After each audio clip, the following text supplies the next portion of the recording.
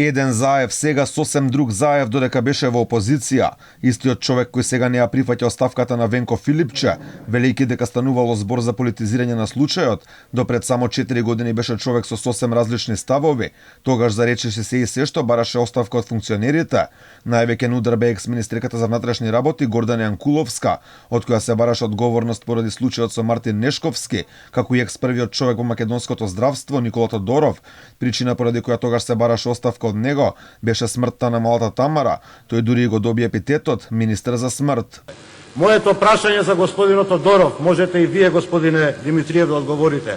Дали мисли да поднесе конечно одговорност, бидејќи во јавноста е познат како министер смрт, или вие, вам ве прашувам директно, дали имате намера како председател на владата да го разрешите Никола Тодоров од функцијата министер за здравство, со тоа да се спасите себе си, нас и македонските граѓани. За оставките на Тодоров и Јанкуловска беа организирани големи протести. Човечките трагедии беа користени за добивање политички поени, но само неколку години подоцна за истиот тој Заев сега било политизирање да се бара одговорност поради трагедијата во Тетово која однесе 14 животи.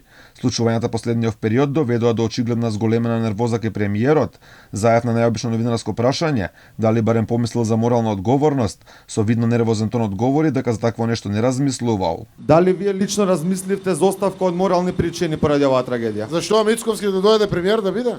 Не вие како човек размисливте? Не размислував.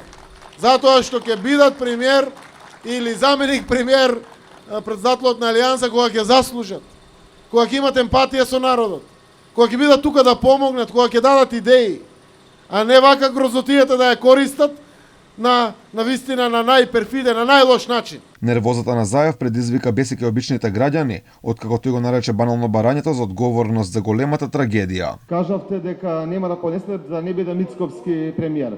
Дали тоа значи дека вие сте еден и единствен дека во вашата партија нема некој способен да ве замени? Мислам дека ниту е соодветно на почита према пензионерите или ниту према манифестацијата која што имаме. Никако нема да дозволам понатаму да навлегувам во делот на прашањето заради тоа што сигурно и вие приметивте дека стана банално веќе ова целото, сите овие денови. И мислам дека е крајно време. Што е банално, господине премиера, да се бара морална одговорност за трагедија? Што е тука банално? Што е банално? Моралната одговорност, потсечувам господине новинар, е испорачана. Инаку оставки до Заев понудија министерот за здравство, неговиот заменик, како и директорите на болницата во Тетово, но тие се уште не се прифатени. Премиерот вели ќе чекал истрагата да заврши.